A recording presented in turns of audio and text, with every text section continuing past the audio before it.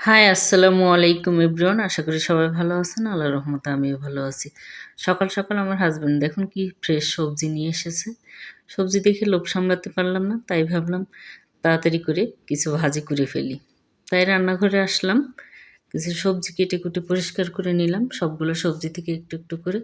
আর দিয়ে দিছি কড়াইতে তেল, তারপরে দিয়ে দিলাম একটু জিরা ফোড়ন আর পেঁয়াজ আর কয়েকটা কাঁচামরিচ। এবার আমি এগুলোকে একটু লাল লাল করে ভেজে নিচ্ছি।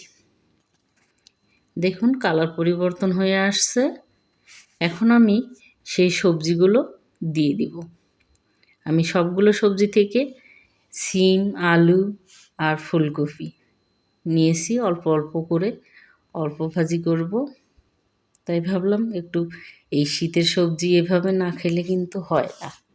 তাই লোভ সামলাতে না পারে একদম টাটকা ফ্রেশ সবজি দেখে তাই ভাবলাম আজকে সকাল সকাল এই সিম ভাজিটাই করি।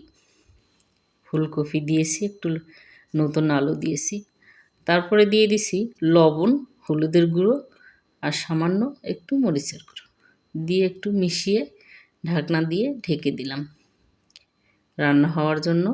কিছুক্ষণ পরে ঢাকনা তুলে দেখুন সিদ্ধ হয়ে আসছে প্রায়। এবার আমি এতে যোগ করলাম চিংড়ি, ছোট চিংড়ি। আমি এই চিংড়িগুলোকে ধুয়ে পরিষ্কার করে ফ্রোজেন করেছি, তাই এক টুকরো দিয়ে দিলাম। দেখুন একদম পরিষ্কার ফ্রেশ। দিয়ে এবার ঢাকনা দিয়ে আমি কিন্তু এটা ঢেকে দেব, বরফটা তখন ছেড়ে যাবে। নিচে দিয়ে দিলাম, এই যে ঢাকনা দিয়ে এবার ঢেকে দিব, বরফটা বাষ্প গলে যাবে।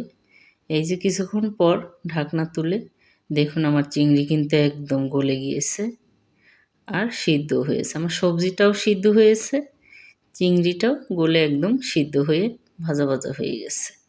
আমি কিন্তু এখন পর্যন্ত পানি ব্যবহার করিনি। এখন আমি এই পর্যায়ে অল্প একটু পানি দিয়ে দিব যাতে সবজিগুলো প্রপারলি সিদ্ধ হয়। অল্প একটু পানি দিয়েছি, 1 কাপের মতো, বেশি পানি দেইনি।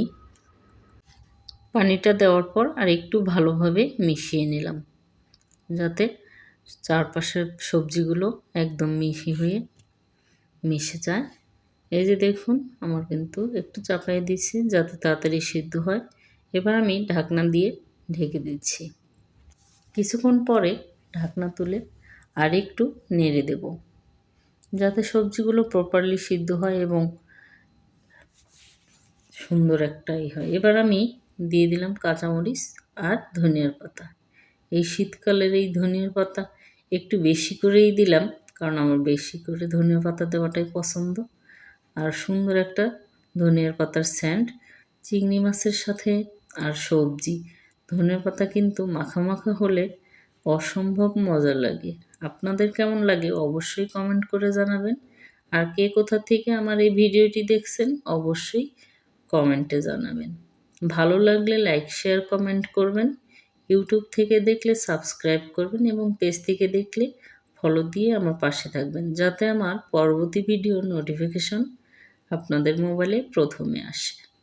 কিছুক্ষণ পর ঢাকনা দিয়ে ঢেকে আমি এই যে আর একটু নেড়ে দিলাম, দিয়ে আরও একটু ঢাকনা দিয়ে পানিটা শুকিয়ে নিব, কারণ এইখানে কোনো পানি রাখবো না, একদম ভাজা ভাজা করব। সিম ভাজি যেহেতু, সিম ফুলকপি দিয়ে আলু দিয়ে ভাজি, সাথে গুঁড়ো চিংড়ি। কি সুন্দর স্যান্ড বের হয়েছে আর দারুণ হয়েছে। দেখুন হয়ে গেছে আমার রান্না। ধন্যবাদ সবাইকে। Thanks for watching. আল্লাহ হাফেজ।